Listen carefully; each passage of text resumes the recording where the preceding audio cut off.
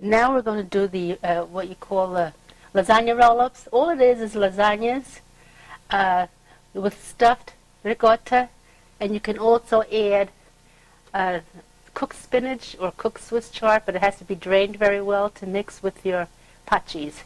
And you roll it up and you put it into the pan, and then you cover it with sauce, and you put it in the oven. And I'm using the meat sauce we made earlier.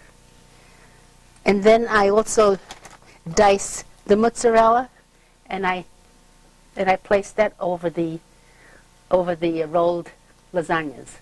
Very simple. Okay, so here we go. These are the lasagnas. These are the lasagnas that I'm going to use, and you put them in boiled, salted water to cook. And I like to use the Ronzoni rather than the ShopRite brand. And this is the mozzarella I use. I either use the Sorrento or I use the Polio, but I don't like the ShopRite brand too much. I think they put too much vinegar in it. And this is the pot cheese, also Sorrento or Polio I use. And for every pound of lasagna or roll-ups you make, you use 2 pounds of ricotta for every pound of macaroni, whether it's baked ziti, roll-ups, or layered lasagna. You use 2 pounds to 1 pound of macaroni. And this is the zitis I'm going to use. You can use anything, any kind of macaroni, cut macaroni you want for a baked ziti dish, which is very simple and is very similar to lasagnas. Very similar, and it's just as good. And I also use the grated cheese, and I'm going to use the Romano again. I ran short on the what was the other one? The Reggiano? Oh, I forgot. The one that starts with the P. Well, anyway, I'm using this today. And grated cheese is important. It gives it a nice flavor. Okay, and I also flavor the ricotta with a little parsley, fresh parsley, grated cheese, very little cinnamon, and sugar.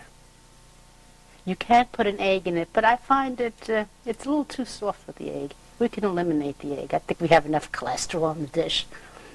And that's it. And it's a pleasure to have everything ready and out and have your sauce already made, and you can put it all together the following day rather than to do all this work the same day. Sauce, the meatballs. Okay. The macaroni, you have to let the water boil, come to a boil. And I'm only making 4 today. This takes a while to cook. It's not like the homemade macaroni. And you put in your salt. Okay. And you just wait until it softens and it goes down and it'll start cooking. In this pot, I'm going to add the zitis, for the baked zitis.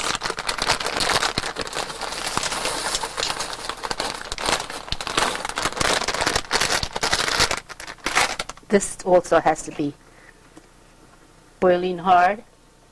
And you add your salt.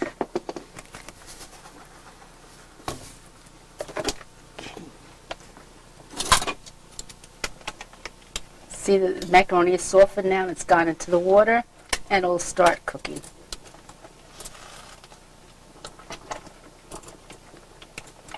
When I make a whole pound, I use a much larger pot. So I'll cover this pot. It'll boil faster.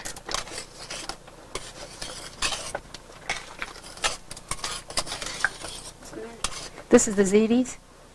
Now I'm waiting for it to come up to a boil again. Are you making 2 dishes at once? Yeah. Okay, explain that. I'm making I'm cooking both macaronis at one time because I only have 4 roll-ups to do here. And after one dish, I'll put the other dish together. And in the meantime, what you could do is to get your mozzarella all ready. And what I do is slice it. Oops.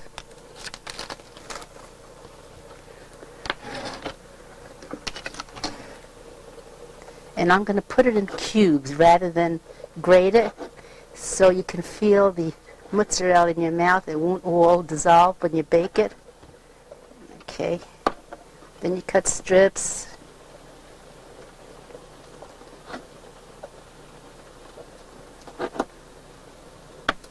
And then you turn it around and you make your dice. You could also put some of this into the pot cheese mixture, which is good. You keep it to the side on your board. I think that should be enough. The cheese we will grate right over the macaroni. And I will now season the pot cheese. I'm going to mix the ricotta.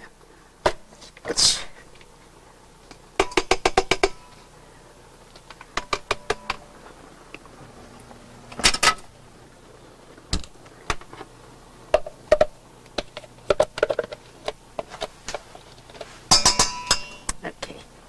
Now I'll grate the cheese into it.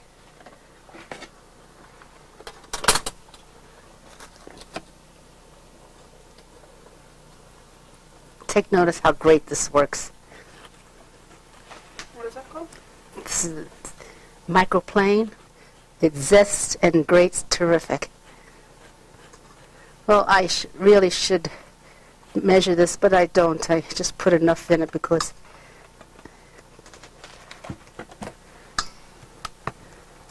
I think I need more. Oh, I was thinking of the cheese before. It's Parmesan cheese. That's my favorite, the Parmesan. And I put a handful of the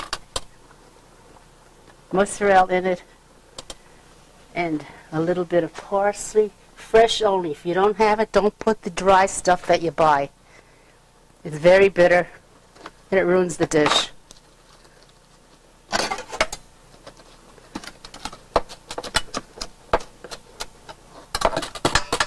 You put very little in, just for a little flavor, which is optional. You can just add plain pot cheese to it. Okay? You really don't need all the stuff, but it does make it tastier. Next, I put in a little bit of cinnamon. And next goes the sugar you need. I really have a recipe for it.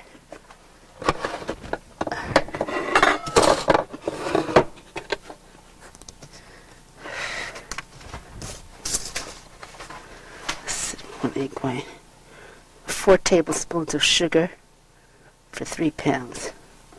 That's about 2 tablespoons. Okay, here comes the sugar now. About 2 tablespoons of sugar for 2 tablespoons of pot cheese. And that's it. Now I feel that if I put an egg in this, it's going to be too soft. And yet egg is supposed to bind it, but I don't know, I just don't think it needs it. Now it's time for tasting.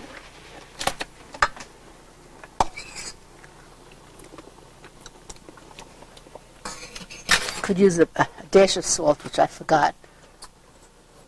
And could use a little more sugar.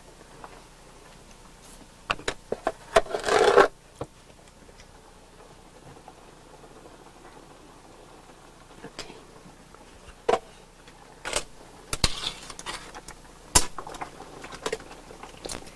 You mix this well, and it'll be ready when the macaroni is all boiled and ready. Okay, Karen, that's it. Okay, whenever you're ready. Okay. What I'm doing here is I'm chopping one of the meatballs. I'm going to put it into the sauce for the baked ziti. You can also do the same with a piece of sausage to make it more flavorful.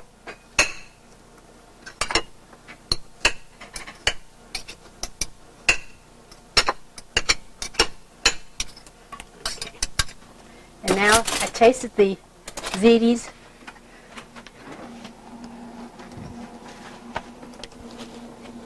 And the ziti's are cooked. So now we just drain them in the colander.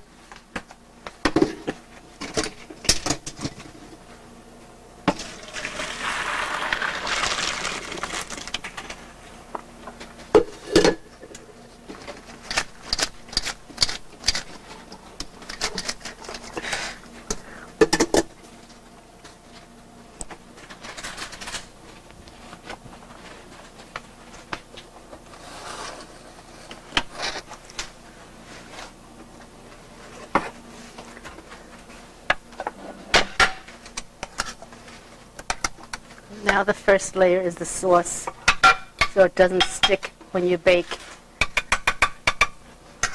I'll put this in here.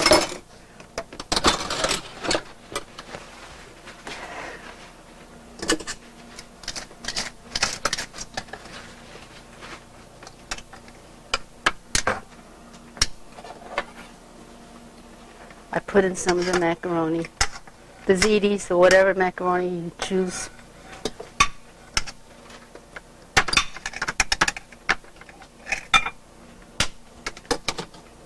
And then you just put globs of ricotta onto the macaroni.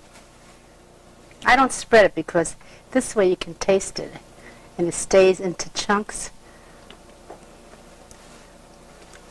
Next is the grated cheese.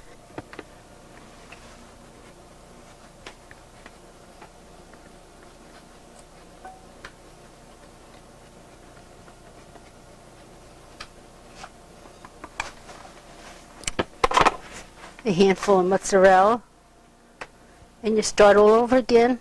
Oh, the sauce. Whoops.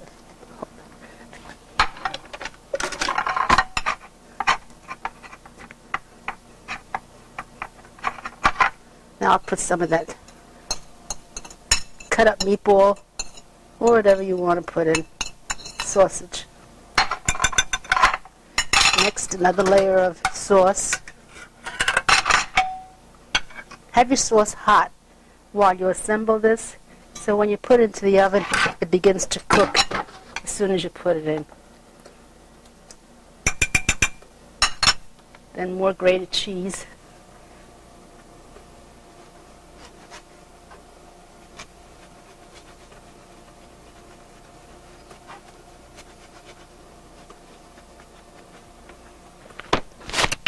Okay, now the rest of the ziti goes in.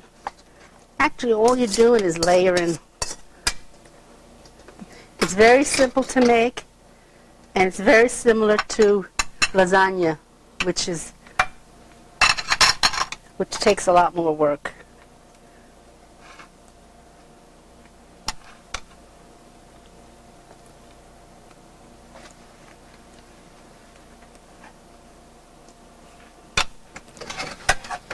Now some sauce over that.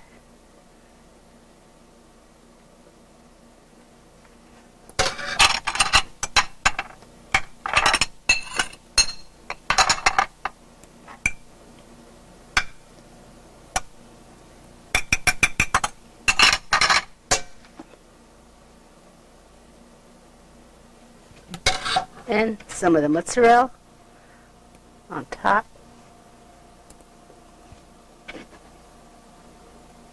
And this is all ready to put in the oven, in a 350 oven for about, well, this is a small quantity. In about 25 minutes it'll be done. If it's a large quantity, it's about 35 minutes. Okay. The lasagna roll-ups, which I boiled, and they're ready to be drained.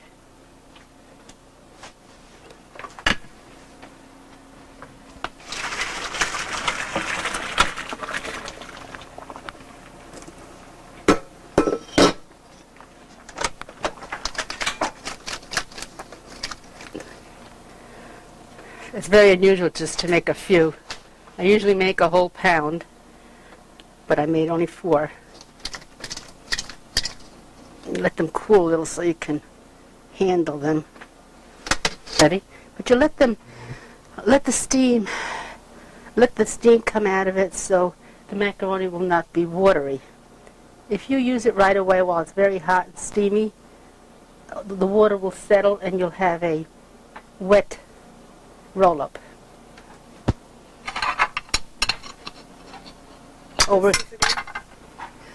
We use the same pot cheese as we did with the baked ziti.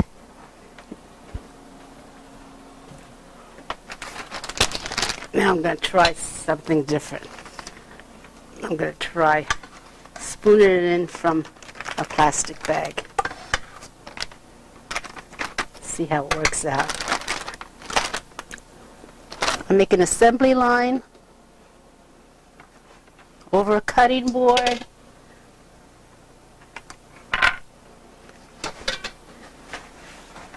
And I also cut them in half to make them smaller. You can leave them whole, but it makes a very large roll-up, and you have less sauce that way. But this way you can get more sauce in between.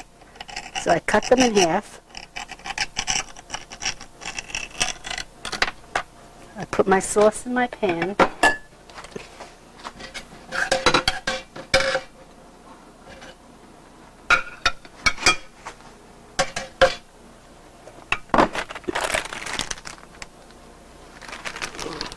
This.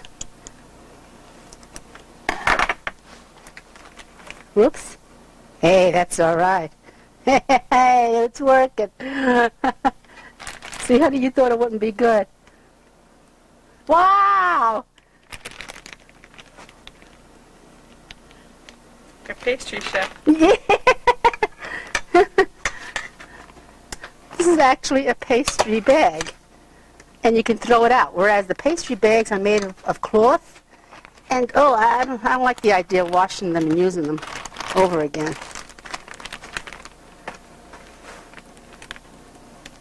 Hey, that is all right.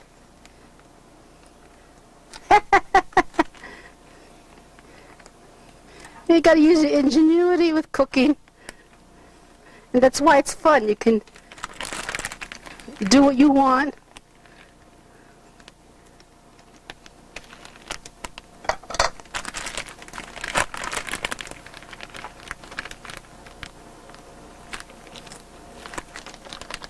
Okay, that will not go to waste. I will scrape that out. Time for the roll-up. Beep, beep, beep, beep, and that's it, see? Whoops. Too much. Too generous.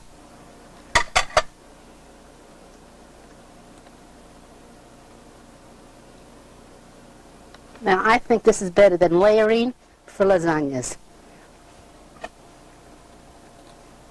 Yeah, that was a little too much pot cheese.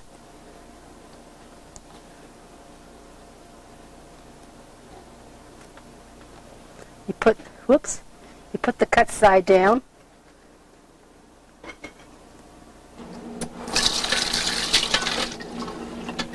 And now all you do is put your layer of sauce over it to bake.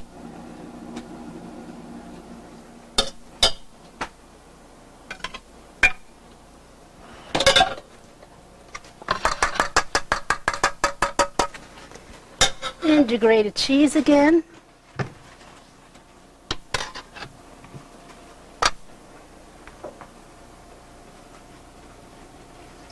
And you could cut up sausage in between, whatever, on top rather.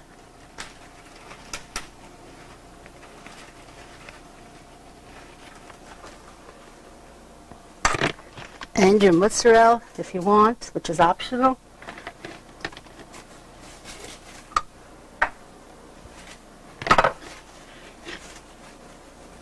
And now this baby's ready for the oven. Extent of making those two dishes. They're made differently, but it all tastes about the same. And you can do the same with layered lasagna. You layer your lasagna, your sauce first, then your lasagna, then you layer the pot cheese, and then your grated cheese, and then more sauce. But I don't like the idea of layering everything. I like the roll-up system better. Okay, that's 150 degrees, and it's time to put in the dishes.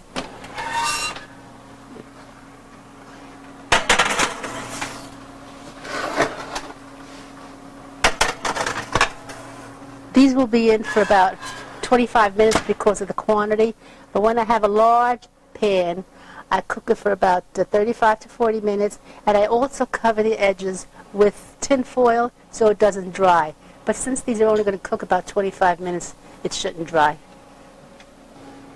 Okay, I'm checking the 2 dishes, and they are ready to come out. So. But they are not ready to eat because it's too hot and they'll be too soft. Always let them rest. Oh, looks yummy again. How's that?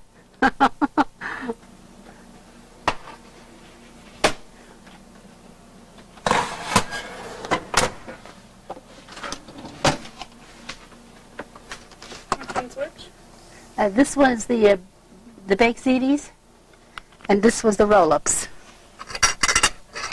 And when you have roll-ups, they're easy to serve because they're separated. They're individuals. Okay, here we are. Today we're going to make chicken soup. But before I start, I want to thank you, Carol, for all you did yesterday. You did so much. You were such a help in cooking and all the cleanup. And I guess today Daddy will take over the job. Okay, we're going to make the chicken soup. So you have chicken, and the best part of the chicken to make soup is anything that has a bone in it. But if you have just chicken breast, it's okay too.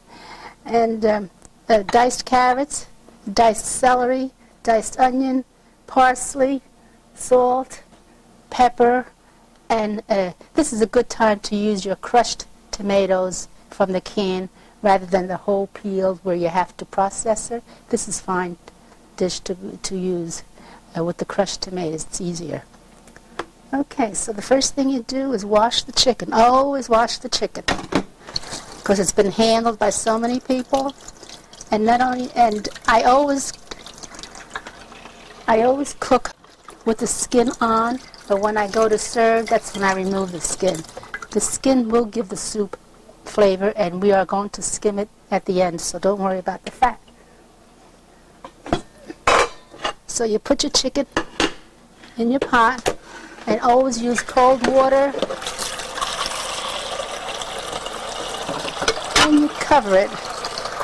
And if you use too much water, you'll get a thin soup and not as tasty. So you have to judge on the amount of water. Put that on the heat, and you wait until that simmers. And in the meantime, when you handle chicken, always clean your hands to prevent salmonella. Okay, so I'll start with the carrot. Into the garbage bowl again, which is so convenient. I peel it.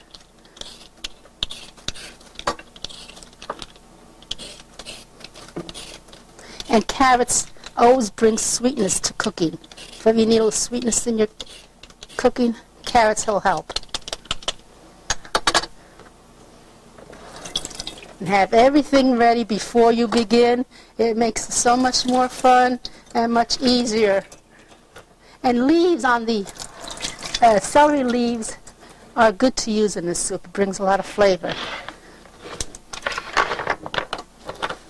So here we go with the chopping again.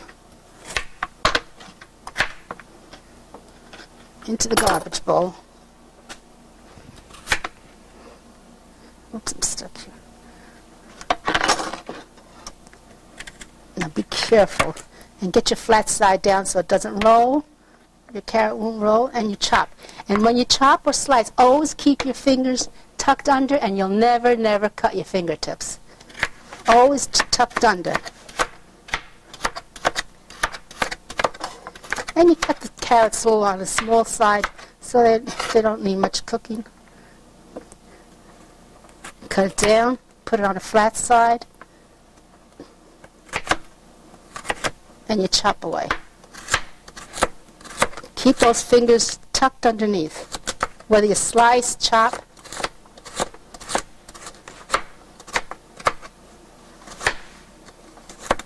Okay, and you keep this on the side in a pile, all ready to go. And now the celery. And if you don't have all these ingredients for your soup, you just do without it.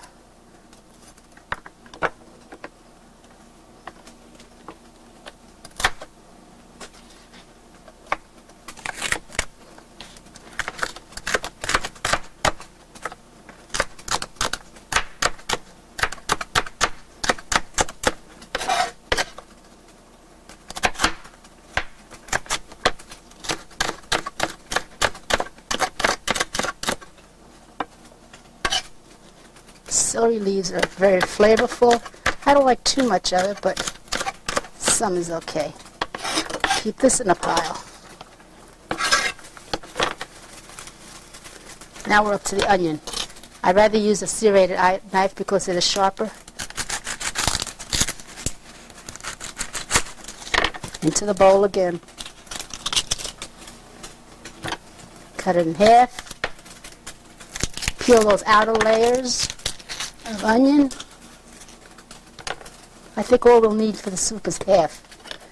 And again, you get the root, which is here, and you, like we did yesterday, just cut slices up to the root to dice easier. Put your hand flat, go across for a small dice.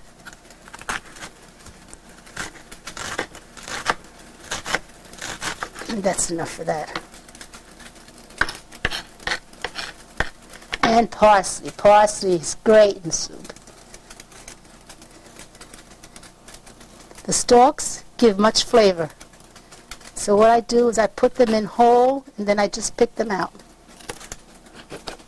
But this, the leaves, I just make a little bundle and start chopping away.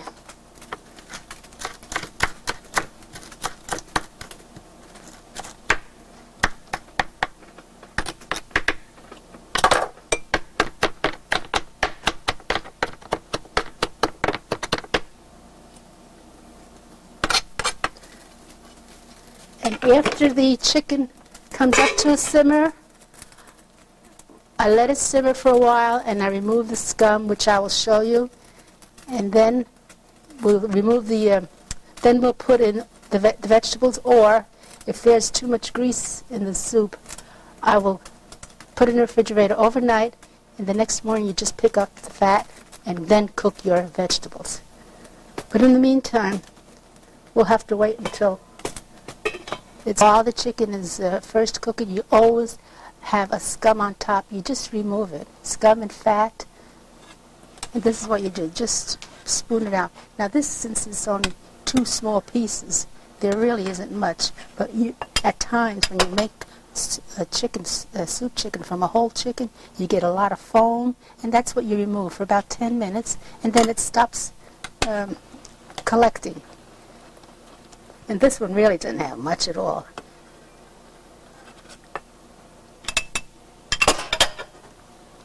Now I cook it for a short while.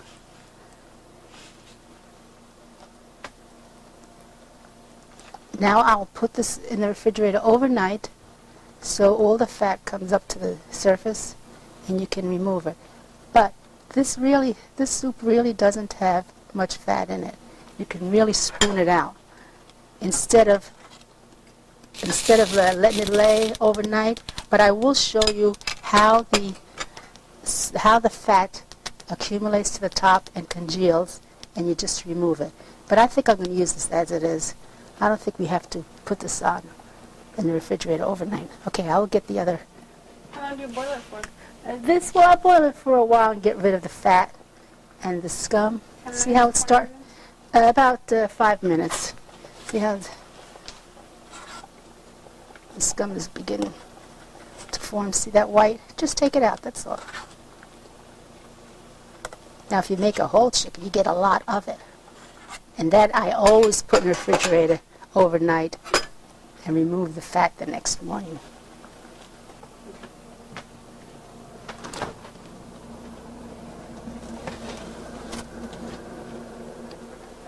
Two days ago, put it in the refrigerator, and this is how the fat congeals, and you just remove it. Isn't it amazing?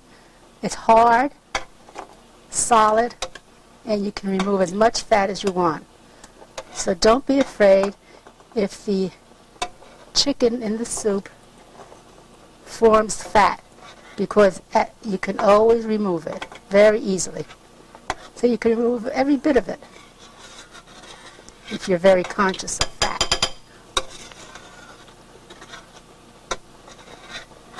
If you want to eat this chicken straight up by taking it out of the soup and eating it plain, which is very delicious, you let it cook until it's well done, but don't overcook your chicken, it'll be tough.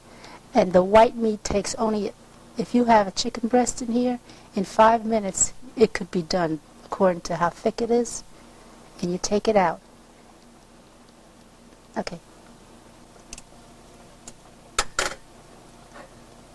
And you shouldn't let protein boil. Whenever you cook any protein, chicken, meat, you shouldn't let it cook with a hard boil, because they say that the cartilage on the inside doesn't have a chance to come out. And well, they say anyway, don't over boil your protein. Always on a simmer, whether it's fish or meat, chicken. Okay. The chicken has been simmering in the stock for about 20 minutes, so we're going to check it to see if it's cooked. And I'm going to cook it all the way through. In the event you'd like to eat it right from the chicken soup and not cook it in another method. Okay. It seems like it needs a little more cooking, so I'll put it back for about another 5 minutes. Doesn't take long to cook. And do you see the scum here? The white scum? A little more has developed. So all I'll do is take it out, and the fat comes out with it. Vegetables to it.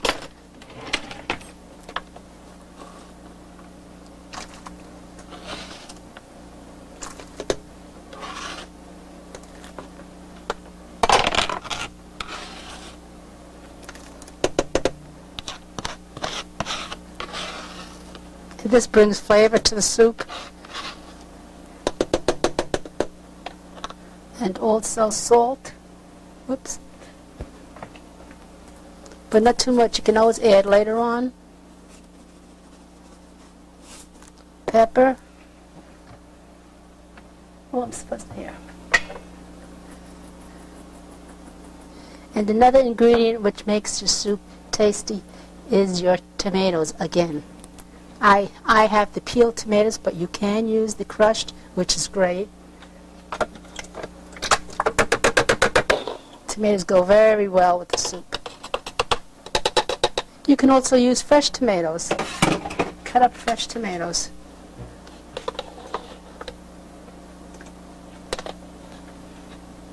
Not like chunks of it, so I don't process it too much.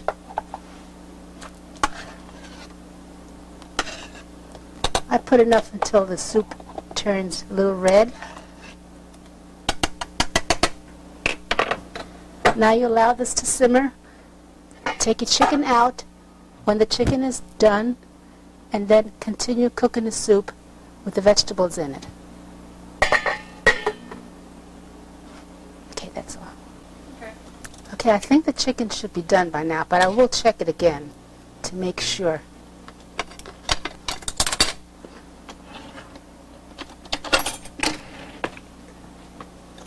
Oh, yeah.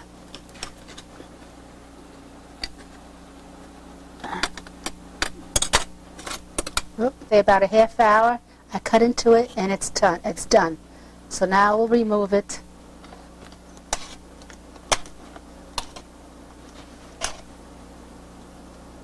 And I will allow the vegetables to cook until they are done, which will be about another 15 to 20 minutes. What we can make is breaded veal cutlet parmesans. So we have the cutlets, and if they're too thick, what you do is put them in between two pieces of plastic and then pound it with a pot to thin it out, and you can work on it that way and you'll have a thinner cutlet if you like. I dip the cutlet into flour, and I put very little sugar in it. Then it goes into an egg wash, which is an egg with water mixed. The water just thins out the egg a little. And from there, we put it into the seasoned breadcrumbs I had made yesterday from bread in the processor. I season it with the garlic, parsley, grated cheese, salt and pepper, and that's it. I forgot to, right. And now we do the same thing to separate the cloves from the garlic head. We just give it a whack. These are nice large cloves, which I like. It's supposed to have all the utensils here. Okay.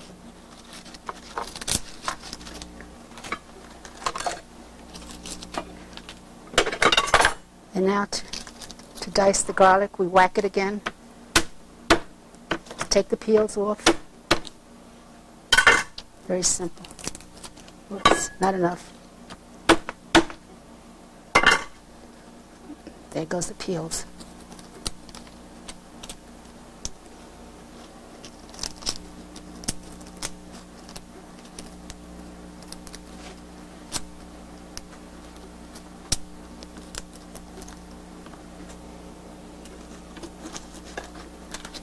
Into the garbage bowl. Slice the garlic again.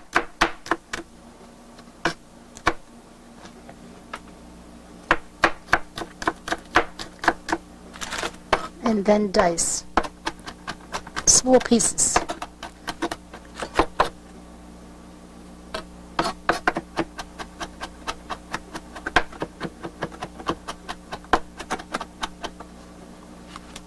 And to get rid of the bitter, pungent taste of garlic, I put it into a dish.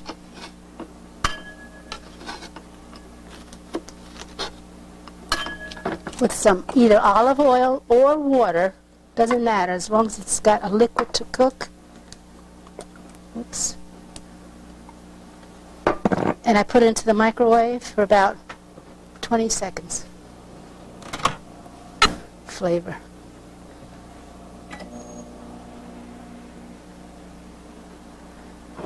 Next we'll chop the parsley. Fresh parsley. Take off the leaves. You don't want the leaves because they're kind of tough. Into the garbage bowl. Stem. Hmm? The stems. The stems. What did I call them? The what?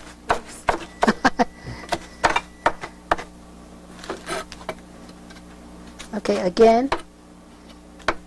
You hold your tip of the knife down and chop away.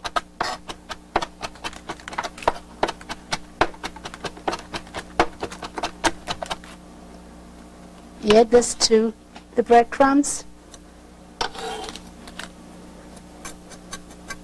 Now we'll get the garlic and add that to the breadcrumbs. Right over there. Where? Oh.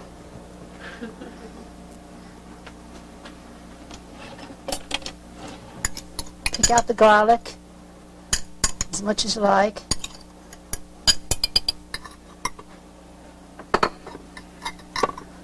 Next is the grated cheese. Okay, there it is.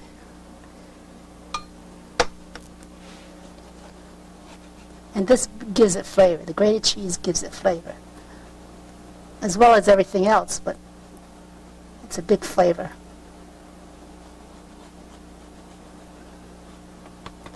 Okay. Mix that all up. And you have flour, and you have flavored homemade breadcrumbs in no time. think I'll add more cheese to it.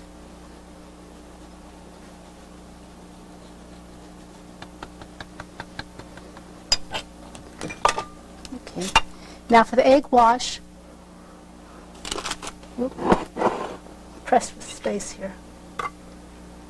All you do is crack your egg into the garbage bowl and add, Garbage bowl? yeah, and shells into the garbage bowl, and you add a little water to thin out the egg so it won't be too thick. And you beat it.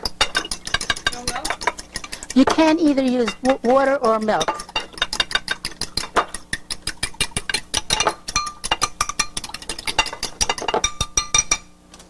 And here I have the flour. So now we'll start breading.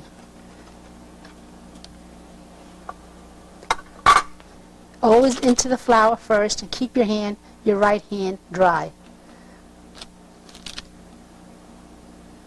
Remove the excess flour. You don't want too much flour. Into the egg.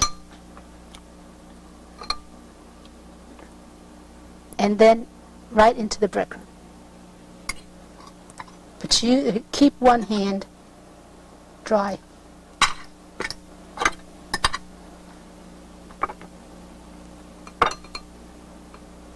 Okay. And do the same thing. Salt into the flour. Shake off the excess. Into the egg wash, and then into the breadcrumbs again. And you press the breadcrumbs in and you get more crumb that adheres to the chicken. Now this egg and breadcrumb, you can make a little patty from it. Don't use the egg for anything else because it has salmonella in it from the chicken. So what I always do is put the leftover breadcrumb in, not too much, otherwise it'll be too dry, and I make a little patty out of it. Grandpa likes that.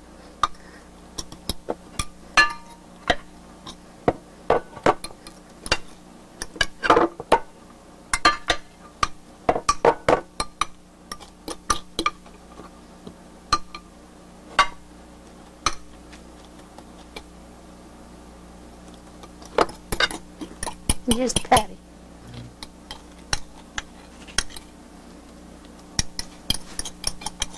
And you brown that just like the chicken.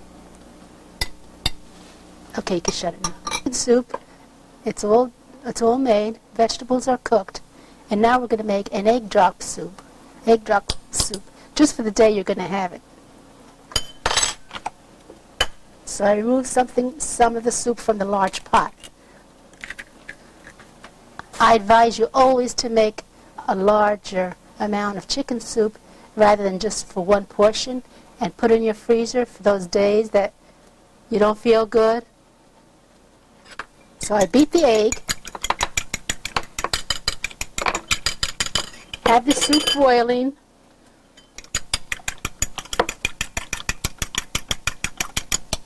and you slowly put in the egg and stir, and you'll get egg soup. They also call these rags because they look like rags. And just cook it for a while. Your grandma used to do this? Your mom? Huh? Your mom used to do this? Yeah, I think so. Then I put some in the dish to make sure that egg is in there. You don't want to waste it. This egg drop soup. Oh, I forgot about the chicken you made. Actually, you did. To eat the chicken, that's when you put it into the hot soup. But if you put it in now in the blazing hot soup, you'll overcook the chicken. And I always remove the skin when I serve chicken. How is it? Now we're having our egg drop soup.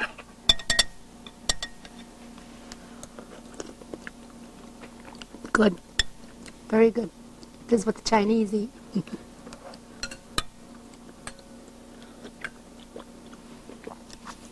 You can also drop a whole egg in it and poach the egg whole, which is good. Some salt. Yeah, it's, okay, tell me when. Okay, now we're going to make the chicken cutlet parmesan from the chicken cutlets that we breaded a little while ago. You heat your pan. I use a non-stick pan.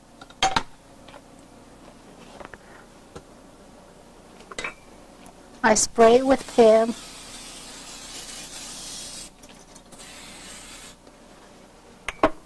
And I add olive oil to it.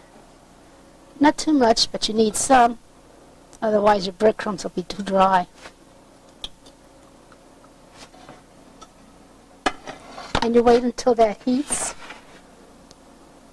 I have my sauce ready to put over the cutlets after they're sauteed, and the cheese ready to put on top of the sauce.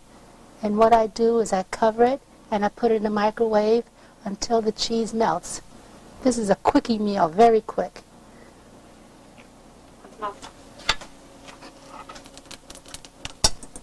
If the oil is not hot enough, it'll take too long for the cutlets to brown, and you'll absorb much more oil. But there isn't that much oil in here. There's about a good tablespoon. Okay, now it's starting to smoke.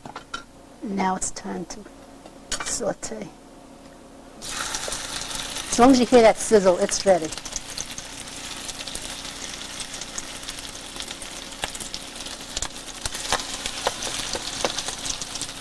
I sometimes do this in the oven, which is good too, because in the oven your food cooks top and bottom, whereas in the pan on top of the range, just the bottom of your foods cook.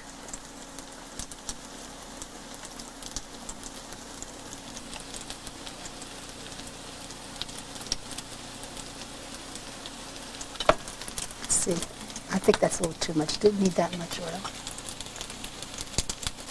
All right, it's been searing for a while. Now it's time to put the heat lower because it's starting to smoke a little. This is the color you look for. Whoop, some parts of the pan are hotter than others. But this is perfect here.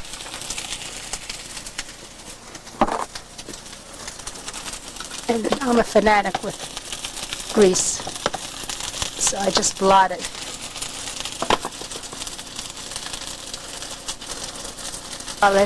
And it's cooked enough. I don't like to overcook it. So now I blot it on paper towel.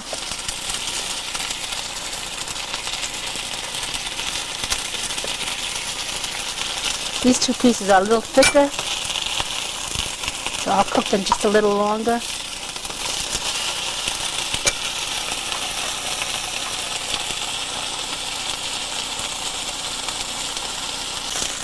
It is juicy, but not red. I blot them. Take this off the heat.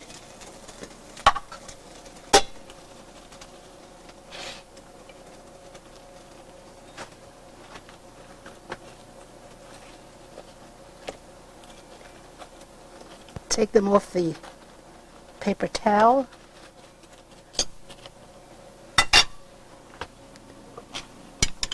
You can eat them as they are. This is how Grandpa likes it, plain. But we're going to make Parmesan out of it. All you do is put cooked sauce on it. The sauce has to be cooked, otherwise it'll be raw flavoring, because you're not going to cook this very long in the microwave. And you put your sliced cheese on, whatever cheese you like. This is mozzarella, sliced thin.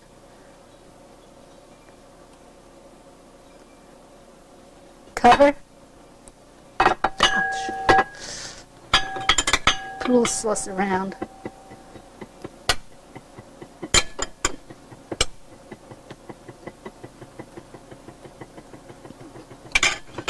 And in the microwave it goes until the cheese melts. That's all. 1 minute. We'll check the cheese. Cheese has gotten soft. You can also put this in the oven for a short while, but I think it dries out. But you have to remember to cover it so it doesn't dry out. Wait a minute. So this is a quick dish. You can have it made in 30 minutes. You have no excuse that you don't have the time to do it. In fact, you can prepare it the night before, and the next day you can reheat it with your cheese on it, and you have a meal. Okay. Now we're ready to make eggplant parmesan, and we'll need the salt and pepper as always, olive oil, parsley, basil, which I have in the freezer, but I will take out just before I use it, and the grated cheese, and the marinara sauce we made yesterday. I'm going to use that to layer with the eggplant. And Grandpa always peels the eggplant, so I'll let him do that. Okay. This is the meal. You can tell a meal from a female. Yes, you can. In the garbage. And you, Potato peeled through the cutting. isn't that simple? Very simple. Make sure you have that peeling for the eggplant you throw away in the garbage. You don't put it down the sink like you do at some homes that have the automatic dispensers. Garbage disposal, honey. Well, we have garbage disposal because we eat all of it.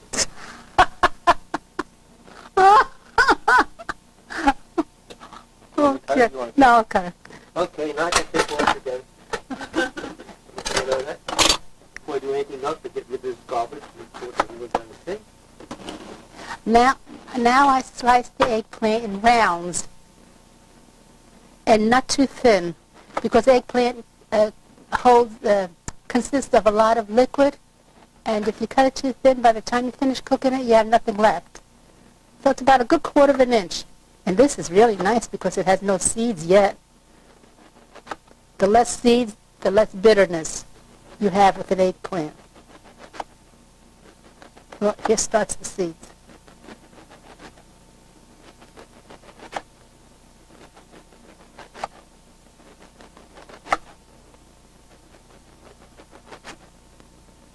When I choose an eggplant, I usually choose a narrow and a small one. Because when they're narrow, like this end, you don't get any seeds. The seeds are usually in the round, large end.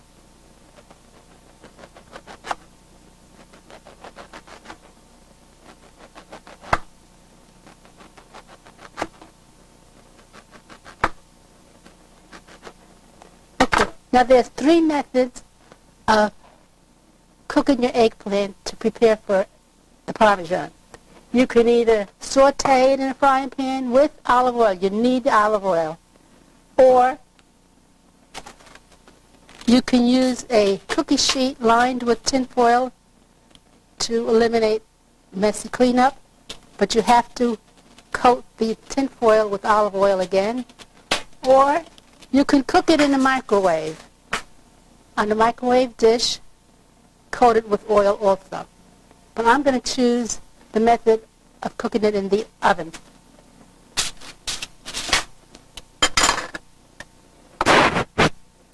So I coat the foil with oil, olive oil, of course, because it has more flavor. And I heated this oil in the microwave before I use it, because you use less oil when it's heated, and it spreads quicker and easier. And in the oil, I put some garlic in it to infuse the garlic flavor into the oil, but I don't use the garlic.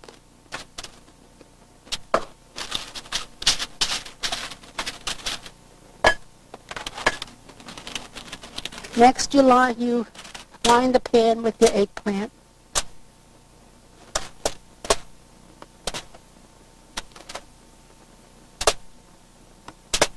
This eggplant isn't too bad, but usually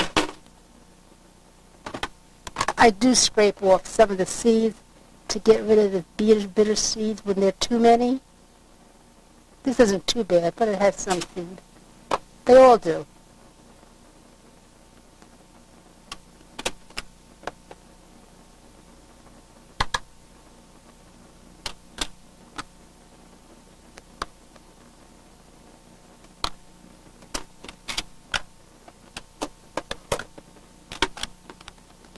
And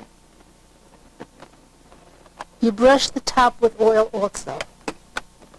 You don't have to brush the bottom because the oil is in the pan.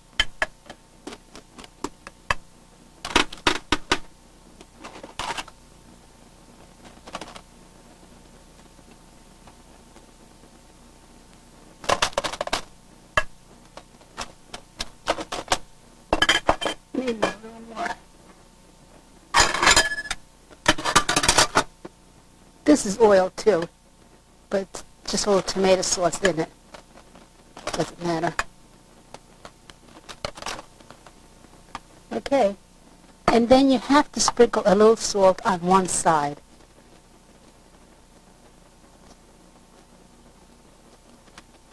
And this is all ready to put in the oven of a 400-degree oven.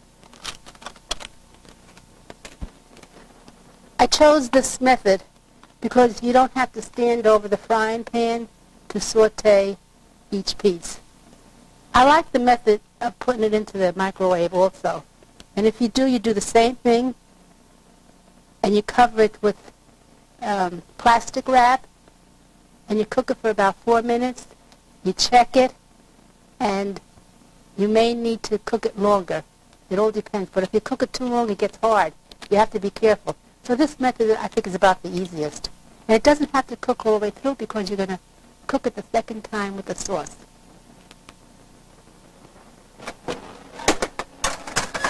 In it goes in a 400-degree oven for about 15 minutes. But you have to check it about after 15 minutes. Oh, the eggplant has been baking for about 15 minutes at a 375-degree oven. And I think they could be turned now.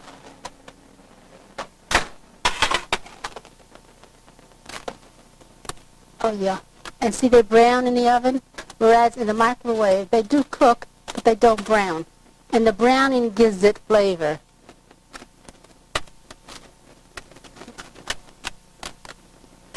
So nice and brown they got.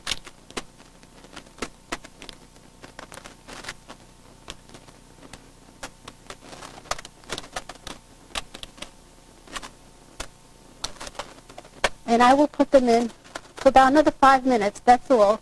And then they'll be ready to layer and bake for a short while with the sauce. The eggplant from the microwave.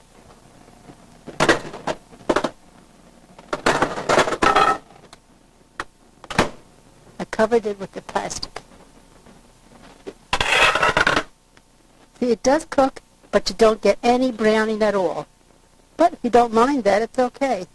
And now this is all ready to layer with the sauce, and I will mix it with the other. But I want to cut this to get it ready.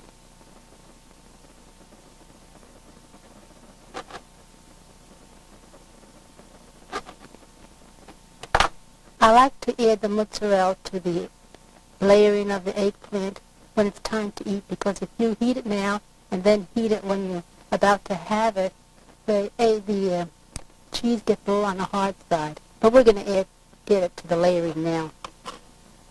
Also, some fresh parsley.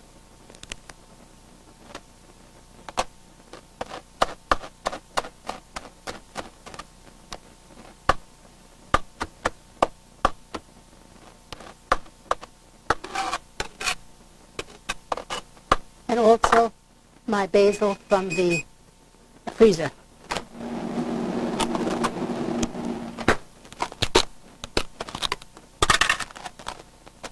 This is how I freeze it.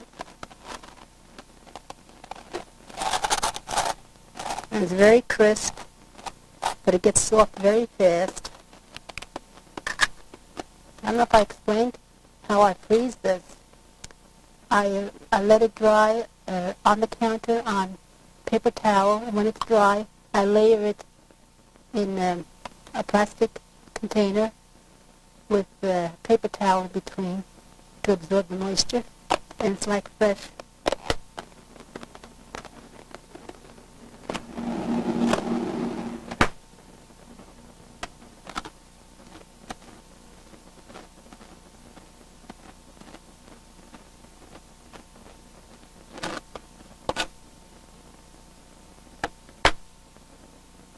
big knife. Again, you hold down the point of the knife and you chop away.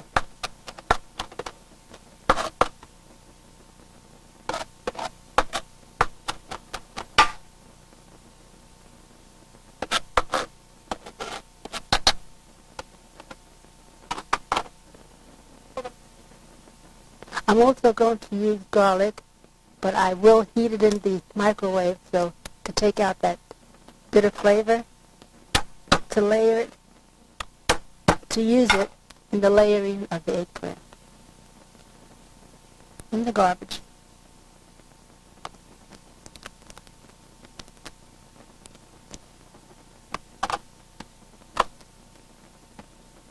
And you slice it again.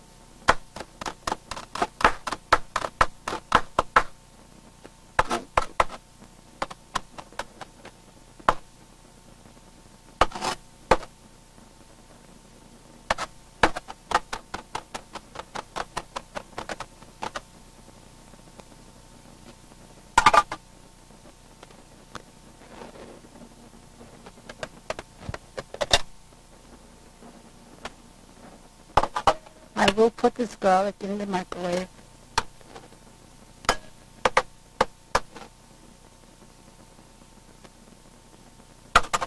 With just a little bit of olive oil for moisture. That's all.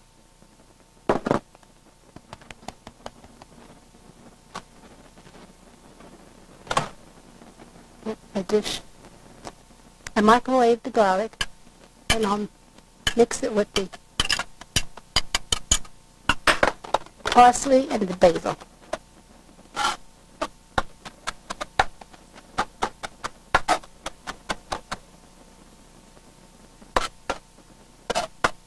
And this will give it flavor.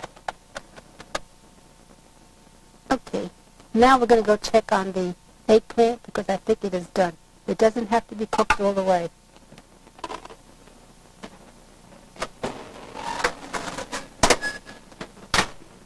Yes, it definitely is done.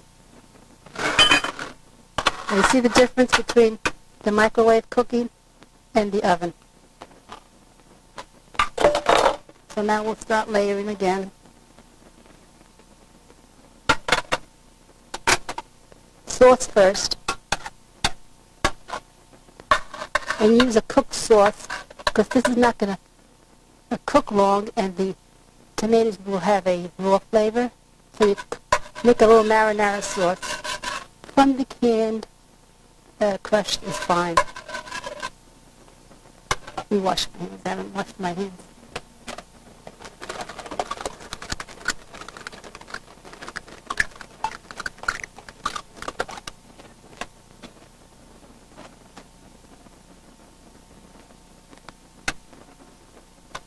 Now we layer the eggplant.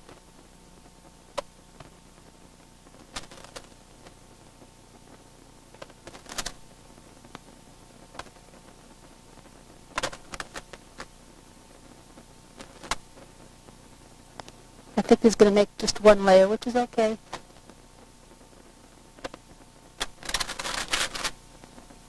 And now you have no pan to clean.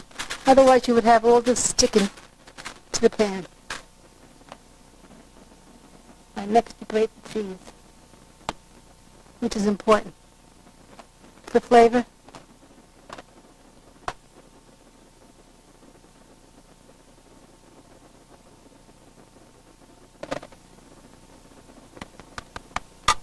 And then you layer this mixture of parsley, basil, and garlic.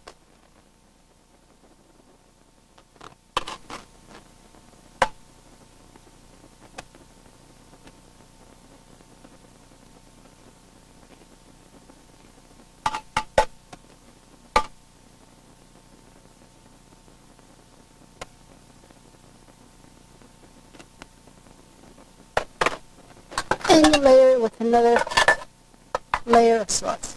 And not too much.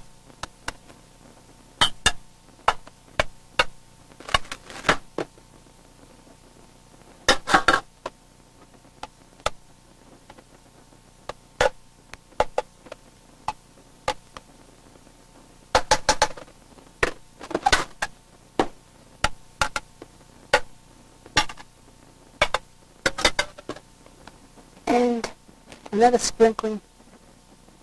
Oh no, next is the mozzarella. Or fontina cheese, or any cheese you like. Oh, tomato sauce over. You can either put this in the oven with the 350-degree oven for about 10 minutes until it gets a little bubbly, or you can cook it in the microwave and it'll take only 2 minutes, which I'm going to do. Up, and it should be done. Good old microwave. Yep. It's done. Eggplants are cooked. Cheese is melted. Okay. And that's it. And Karen, you were such a great help today.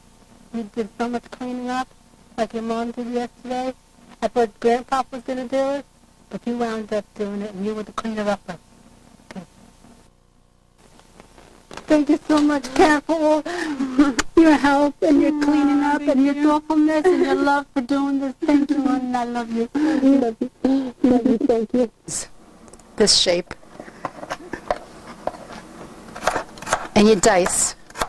Not too large because carrots take a long time to cook. Not too. Remove this peel. Slice. And dice.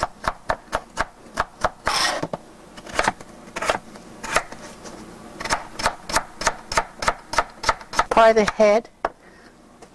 And then I'm cutting them in half. So they'll cook about the same time as the rest of the vegetables. Makes it easy. You put down the asparagus on your board and cut toward you and remove the wooded area on the at the bottom. And when you finish, you just snap it. Look, this was kind of soft. You snap it and you remove this. It's the celery. Not too big. You remove the head in the bowl, and then you just dice this. Escargot is a little on the bitter side, but it's good. That's why I wouldn't add too much to it. Okay, now comes the broccoli, and what I do is I remove the tough part down here, throw that out, and then I get a paring knife and remove the outer part here because this is all tough. It's woody at the bottom, hard to chew. That's all. And then I cut it in half and make small pieces. And here I cut through the flower part of the broccoli and cut that in pieces.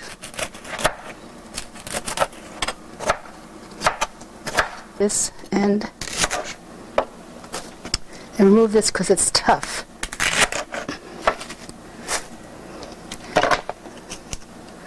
And this has a lot of sand inside, so you really have to wash it. Oh, this is pretty clean, but no, I can feel it in my hands. There is sand in there, and you don't want to add that sand to it. It's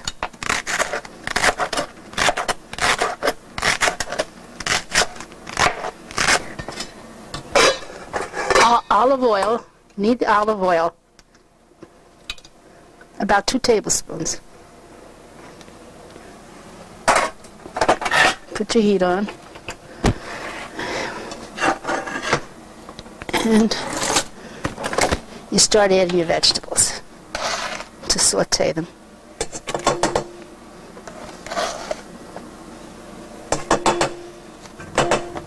This dish is very versatile. You can use it as a vegetable soup. You can also drop a whole egg in it and poach your egg in it, or you can add cooked pasta to it, cooked macaroni to it, and you can also add canned cooked beans. You rinse your beans and you can add those to it also. And it's a good idea to make a pot full so you can freeze portions for a meal, and you'll be happy to take it out of the freezer and it's all cooked for you.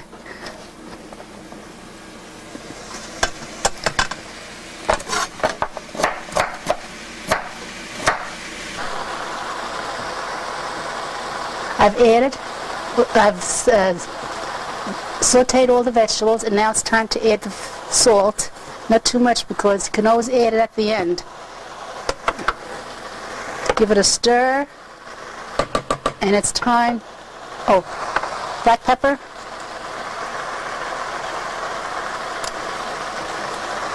And now it's time to put in the crushed tomatoes. Put in as much as you want. I think I'll use the whole can.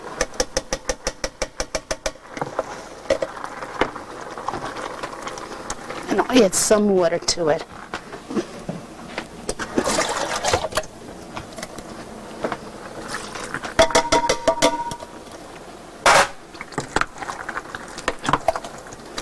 Smells good.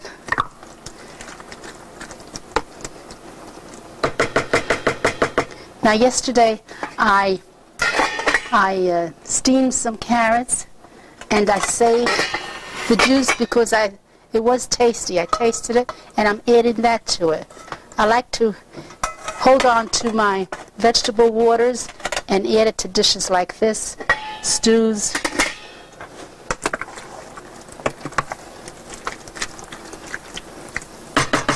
Okay, now you put it on, let it simmer, and cook it until all the vegetables are cooked. It's smelling good. Okay, now we're going to make red roasted sweet peppers, which is very, very simple. First you put on your broiler.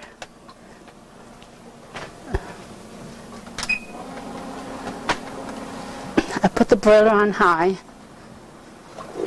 And to prepare the pepper, you cut it in half, gut it out,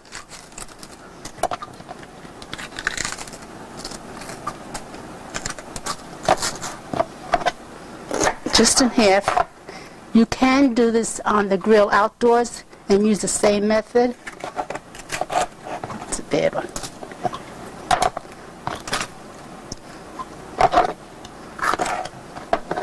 And all you do is crush it so it flattens out a little.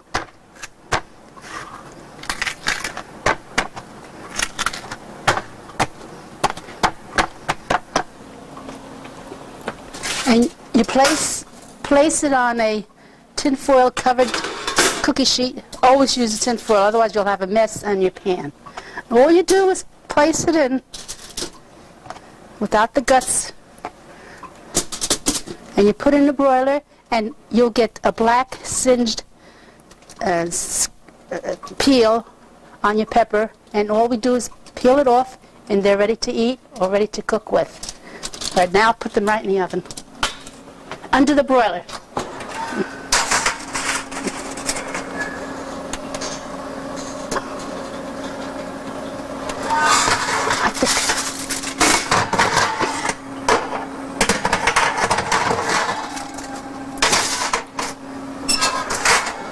Okay, that's the extent of cooking red roasted peppers.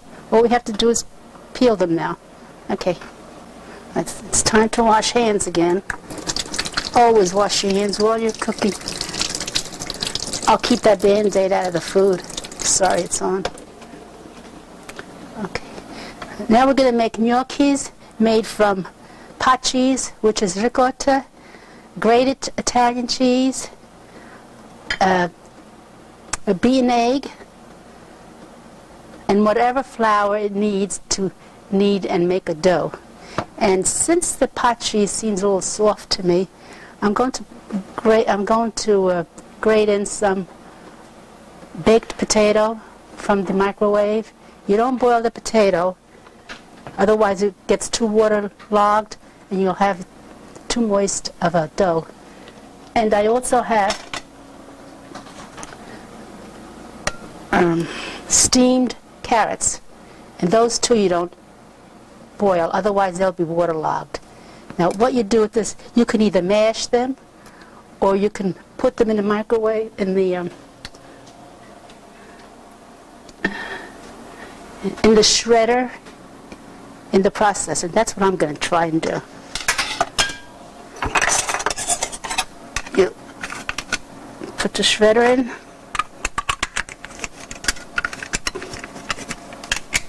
Because if you mash them, it makes a soft, gushy dough. But if you use the shredder, the consistency is better.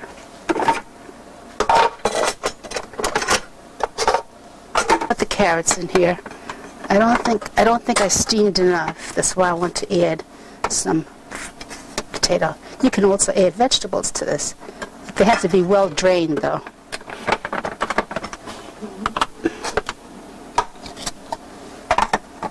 Okay, we'll try this. This is something new. Oh. Very nice. I guess they were cooked a little too much because they really did mash, but this is how it should be. Shred it. And I would say this was about a half a cup.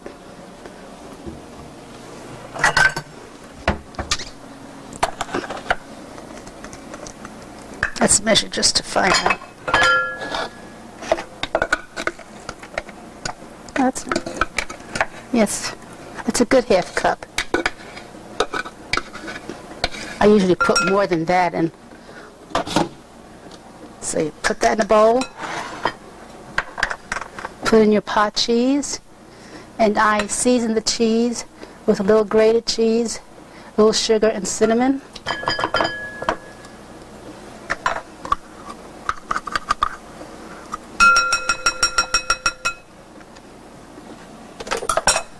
Beat an egg, but I only use about a half an egg.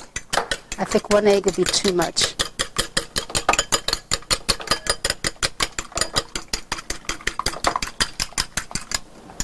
Half an egg. Grated cheese. Oop, I wanted to do this. Add the potato. Yeah. I'm going to shred that potato and put that in. The plunger, some gnocchis are made with potato and flour only. I've never had it, but I don't think I would like it. But I am adding some to this recipe.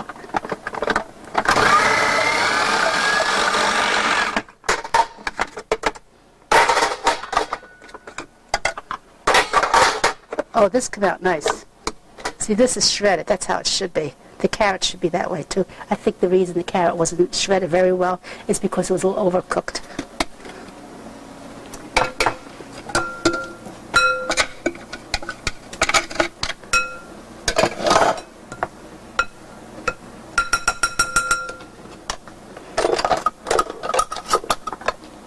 Okay, now you mix everything. Just a pinch of salt. And well, I won't put any sugar in because I have it in the pot cheese. So here you can add anything, even that green vegetable, like I said, but it has to be squeezed dry. Now you see, this would be too soft to work with.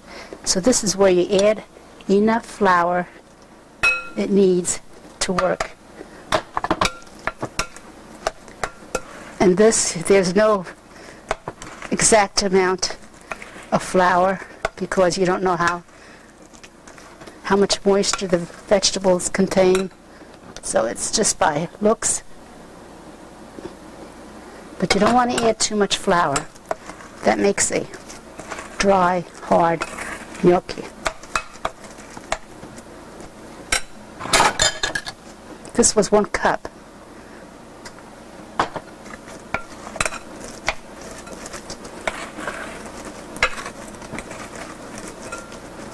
Still too soft.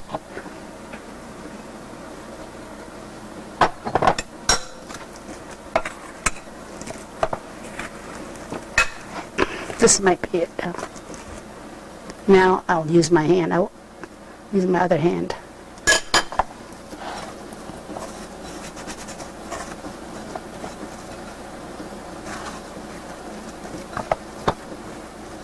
Whoop, no more.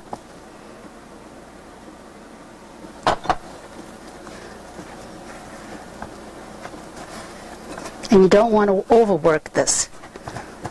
That too will cause a tough yolk.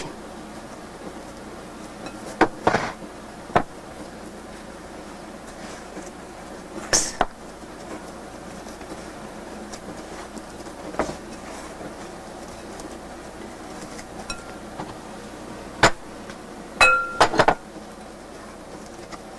See, that pot cheese was a little soft.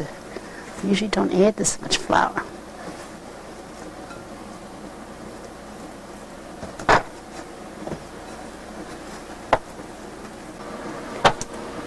Now that the dough could be kneaded, see how it's all came together? Now you put it in the refrigerator for about a half hour so the dough will rest, and by resting you get a more tender gnocchi. Okay.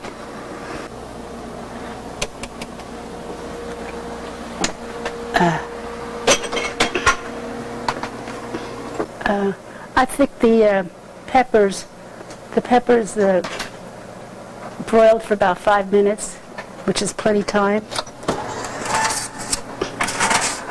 All right, see how black they've gotten? They don't have to get this black. I think I blackened them a little too much. But this is what happens. And now you steam them by putting them in a... You put the peppers in a covered bowl or a paper bag, or just wrapped up so they can steam and cool off, and then we can peel off the skin. Easy cleanup with the foil. I think they're done, so it's time for tasting. Taste the vegetables to see if they're cooked.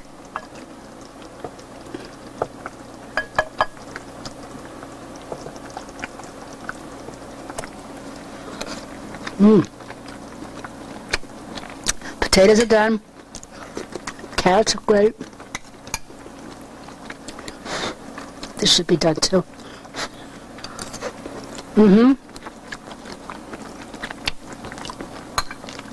Now we'll check the Brussels sprouts.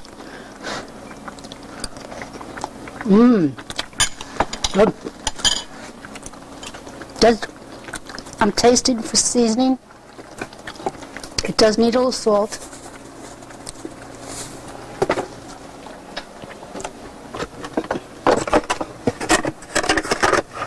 And because I'm cooking with tomato, I always add a little sugar.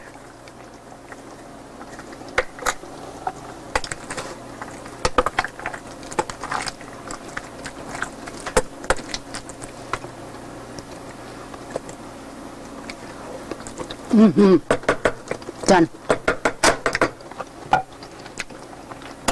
So this is all done to eat and also to cool and to put in your freezer.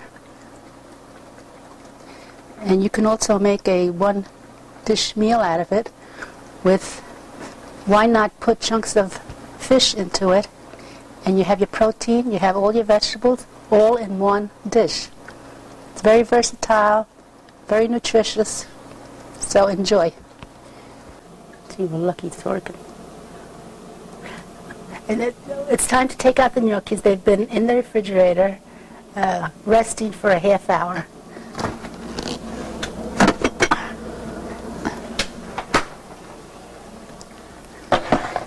Now we add some flour to the counter top.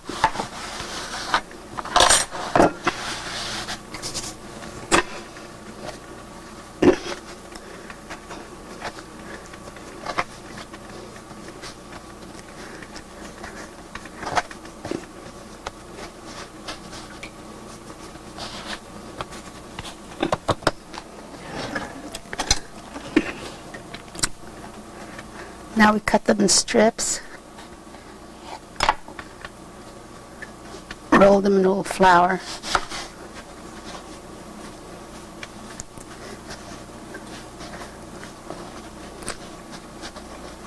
and then you cut them about 1-inch pieces.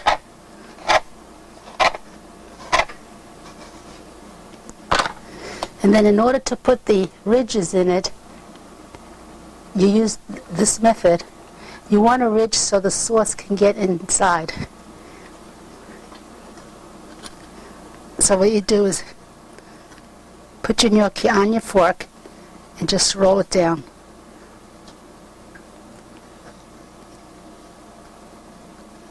It's a little tricky.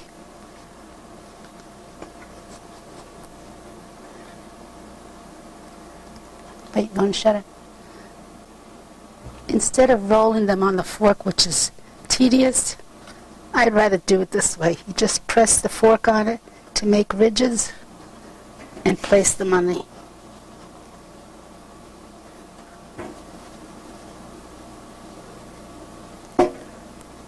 a floured cookie sheet. As long as you have a ridge so that the sauce gets in there.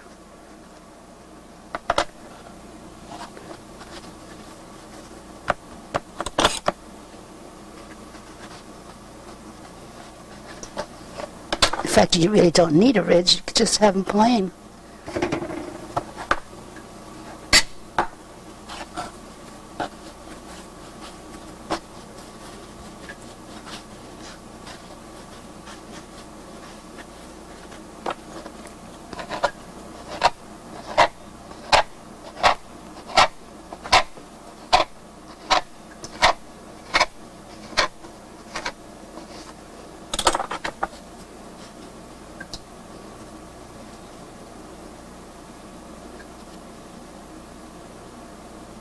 Maybe I should tap that again. I don't know. I'm just going to put the ridges in it by pressing the fork on it. There are many ways to do it. But like I said, you really don't have to put ridges in it if you don't want. Yeah, that's good enough.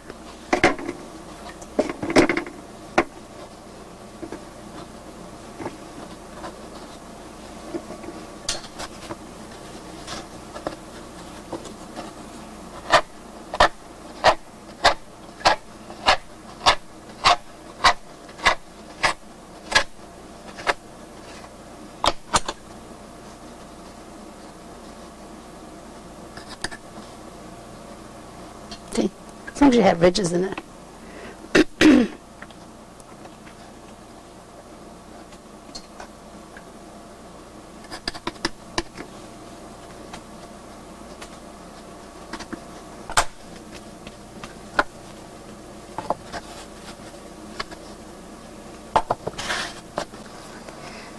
Now that the water is boiled, it has to boil hard. You add your salt. Let it come to a hard boil.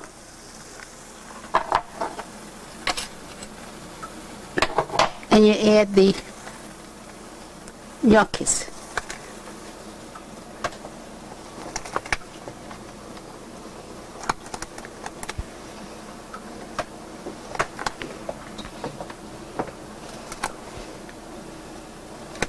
Oops. I think I'll make 2 batches.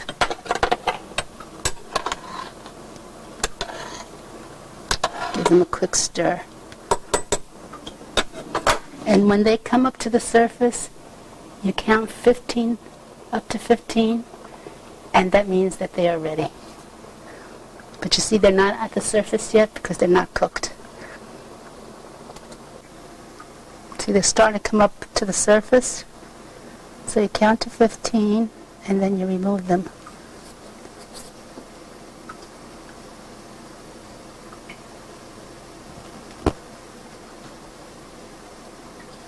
Okay.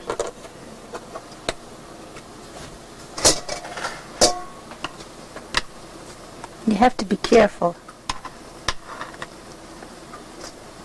in handling them.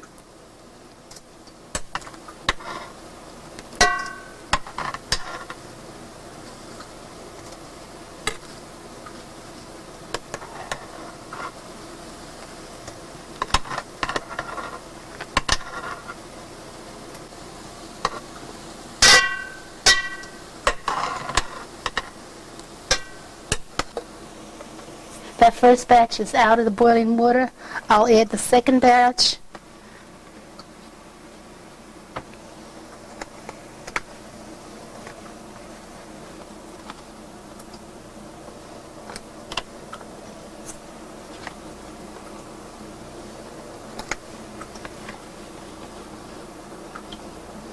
You can really make half the recipe. You won't have as many, and it'll take less time. Now we're going to make bechamel sauce, which is a white sauce for the gnocchis. And the classic way of making it is by using butter, but I'm not a big fan of butter. So I use, for the fat, I use 1 tablespoon of olive oil and 1 tablespoon of Smart Balance. It has no cholesterol and it has no trans fatty acids. It does have a butter flavor, which is artificial, but I use that instead for butter. And you melt this.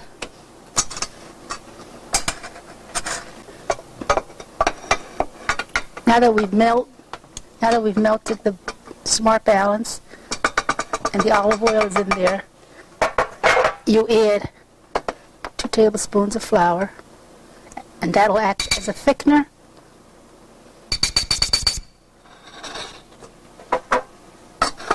And you stir that.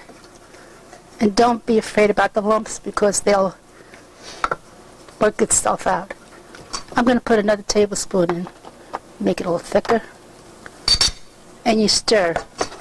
You make a roux. A roux is fat, flour, and this is the roux. This is what you call a roux. If you want a dark roux, you let it brown a little. But we don't want it browned. And now, you slowly add your liquid. In this case, we're going to use milk, which is the classic for bechamel sauce. But you can also use chicken soup, and then it's called a velouté, and it makes it tastier. But we're going to do it with milk only.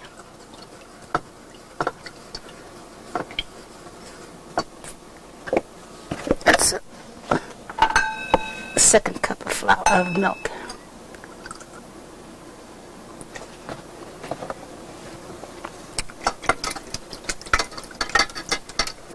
And if you want a thinner sauce, you just add more liquid. A thicker, you add more flour.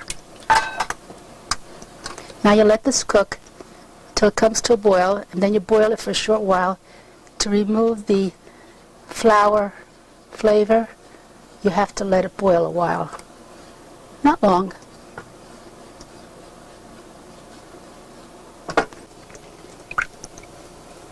You have to keep stirring, otherwise it will burn.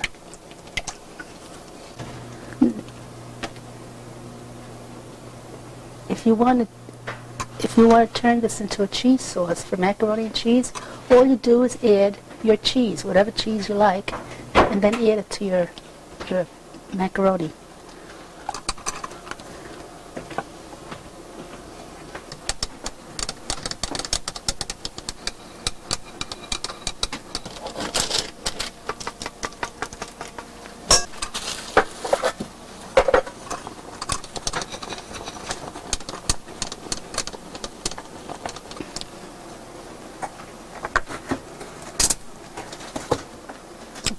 This calls for a little salt because of the flour, but not much. Just about 1/4 teaspoon of salt and a little sugar for flavor.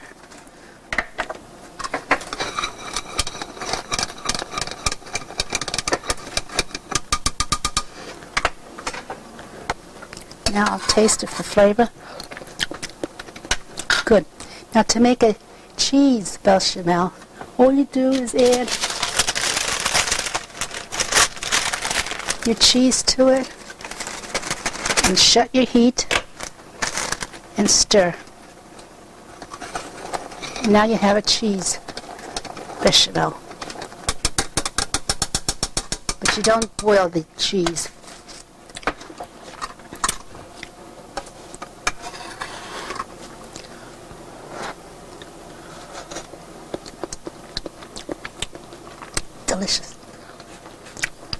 you need that little sugar and salt. Some people put nutmeg in it, but I don't like the flavor of nutmeg.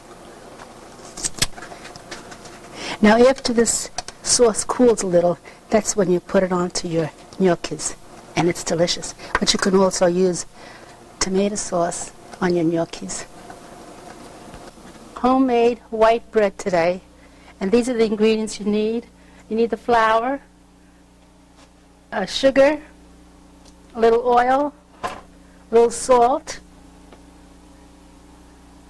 and that's all you need for the bread. It's very simple. And you also need yeast, and when that ferments, the gases in the yeast is what makes the dough light and raises the dough.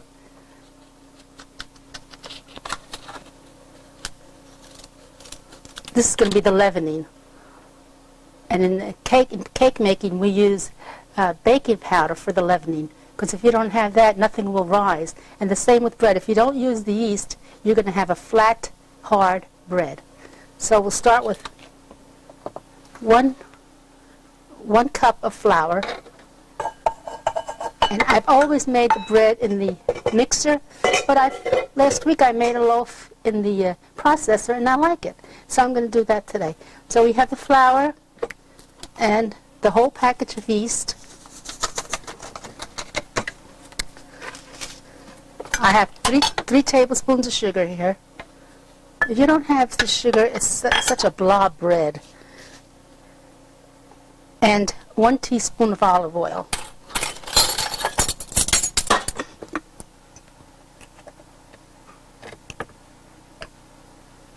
Which isn't much when you consider that this disperses into an entire loaf of bread. And then I heat a cup of milk or water in the microwave until it's hot. It has to be hot. And the temperature really should be 120 to 130 degrees. Okay, could be a little hotter, so I'll heat a little bit more. Now the milk is good and hot, not burning hot, because the yeast won't react too well.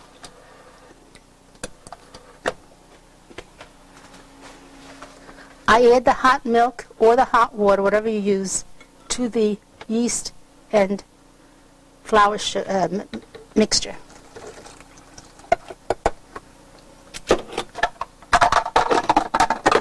And you process this.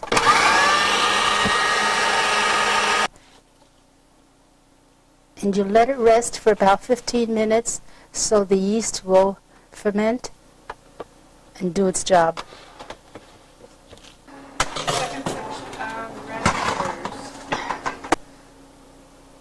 I had taken the red roasted peppers from the broiler yesterday and allowed them to steam in this bowl. You can also allow them to steam in a paper bag or in a sheet of paper towel. And I like to use gloves because it makes a mess of your fingers. Or I'll use a paper towel.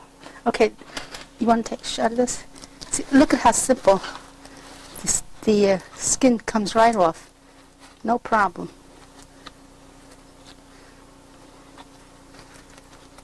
It just peels right off. But it has to blacken in order for it to do that.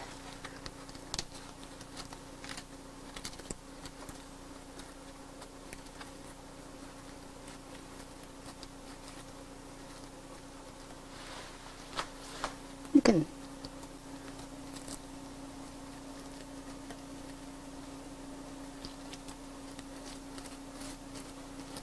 or you can use a knife, scrape it with a knife.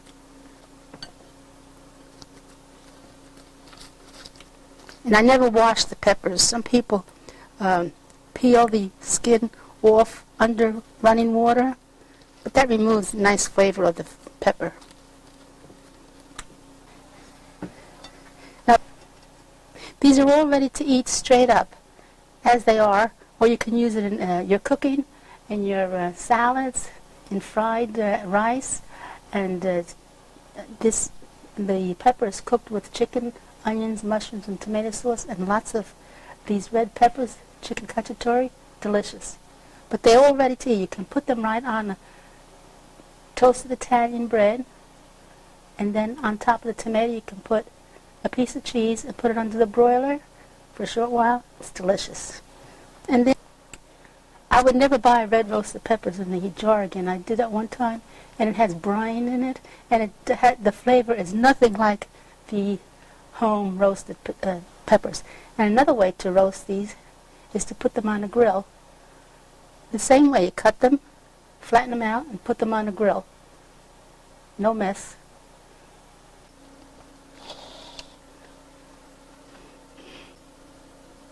Now, the yeast mixture has become very creamy, and now we'll add 1 teaspoon of salt, and gradually add 2 more cups of flour to it.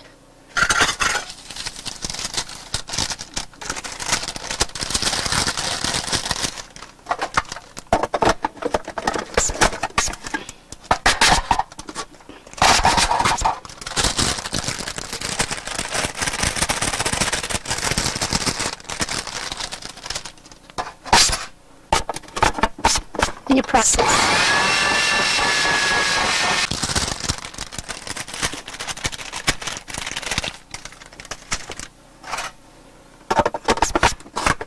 Now you process this until it forms a ball and the dough becomes satiny. You can see it's starting to form a ball already.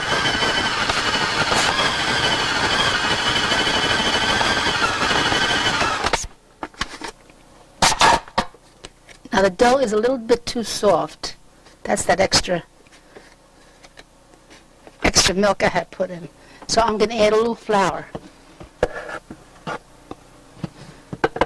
And that's how it is with bread making. You have to add enough flour and water for the right consistency.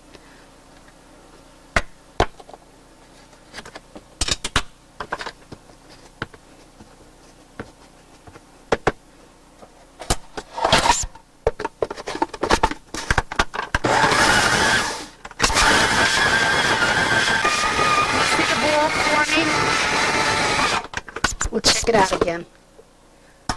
Still a little. And the reason it's a little sticky too is because the weather is very damp today, and that makes your dough and flour have more moisture to it.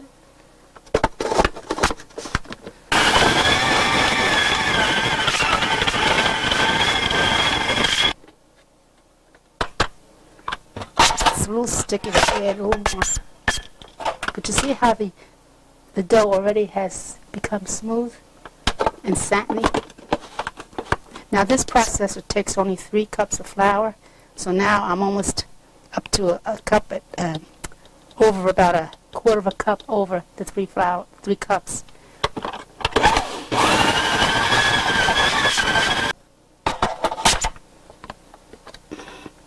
Okay, I think it's good enough. And now what you do is put it on the board. And now you put your dough onto a floured board.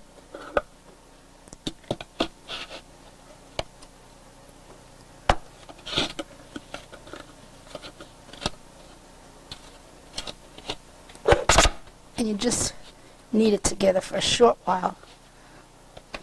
See, it's a little sticky, but you don't want it drier. This is fine.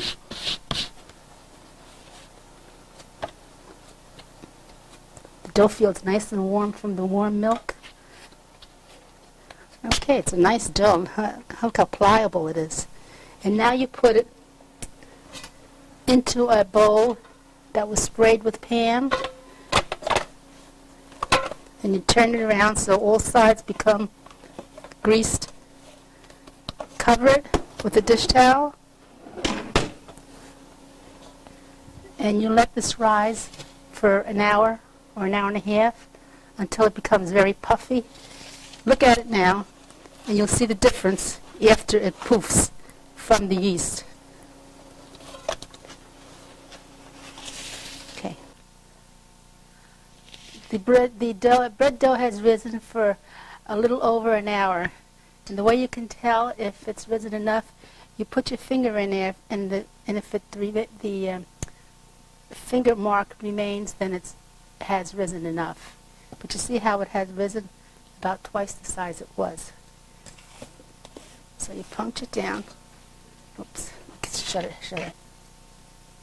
Now you remove the dough.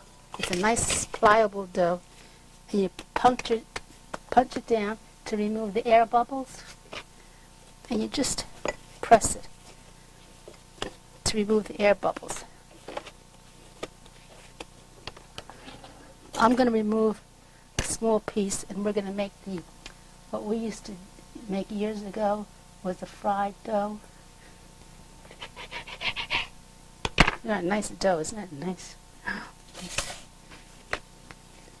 Okay, now all you do is put this in the pan that I had sprayed with Pam.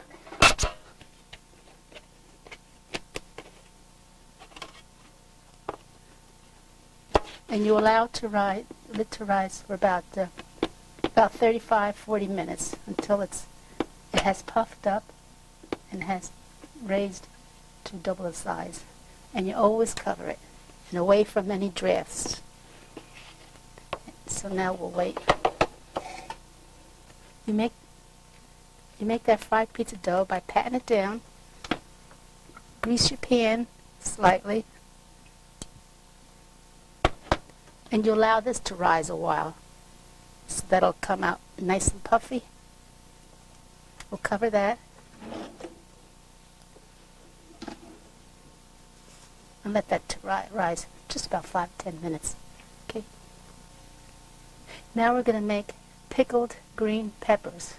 What you need is salt, white vinegar, pepper, and water. The knife.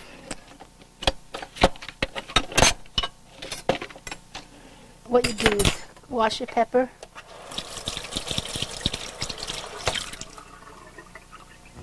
cut it in half, gut it out, and remove the white part, because that gets too soft with the vinegar. And then you cut them in pieces.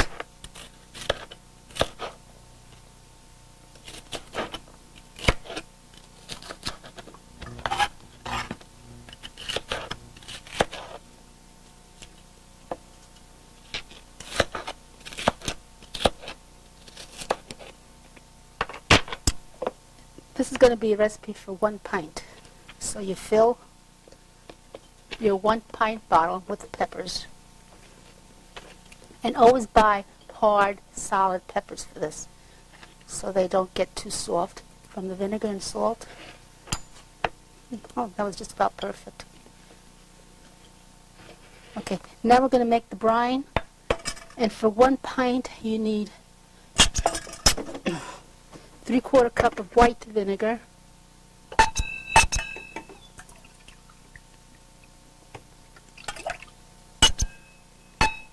a 1/2 cup of cold water, and a 1/2 tablespoon of salt.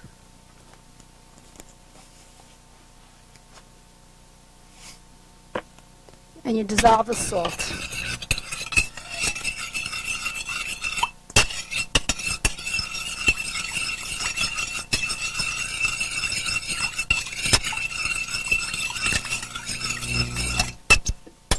And all you do is pour it into the bottle.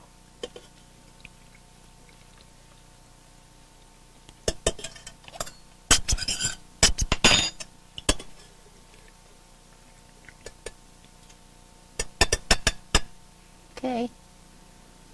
You put your cover on. Whoops, wrong one. Put your cover on tight. Give it a shake. Put it in your refrigerator, and these can keep least 3 weeks because the vinegar and the salt preserves it. And when I use it to eat, before I eat them, I usually give them a rinsing to remove some of the vinegar and the salt. And there you have vinegar peppers. This is that bread dough I put into the pan with a little olive oil, and I let it rise for about 5 to 10 minutes. And now I will put it on the heat, but you put it on low so it does not burn. It could burn fast. So I have it on medium heat for now, then I'll lower it more. Okay, that'll be done soon. The bread dough pancake has been cooking on a very low flame, and the coloring is just perfect. So I blot it on paper towel. And to eat, all you do is break it. Look at that beautiful dough. And you dip it in sugar.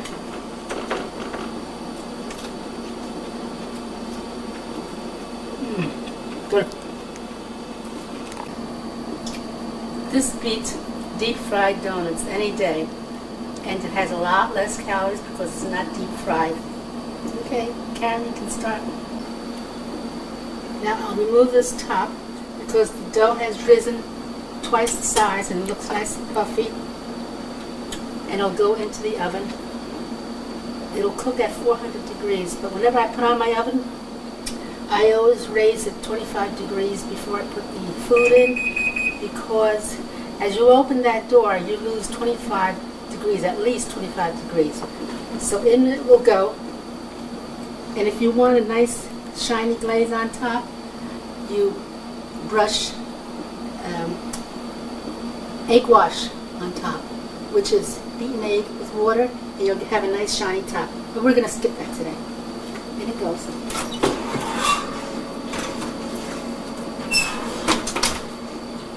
Now that'll puff up. As it's cooked, it's going to puff. 35 minutes are up, so we'll check the bread. Whoops. I think I cooked it about 5 minutes too long, but that's okay. Better than being raw.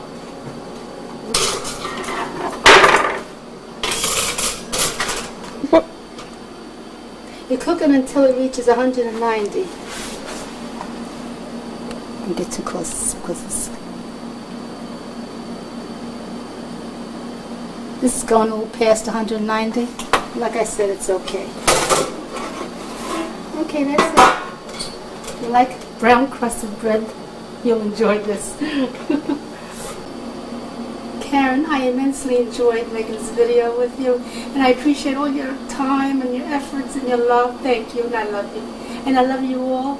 And try to prepare your own foods versus to buying processed foods from the store that has a lot of coloring, preservatives, salts, and sugars that you can't control. So enjoy cooking, and bon appetit, and I love you. Bye-bye.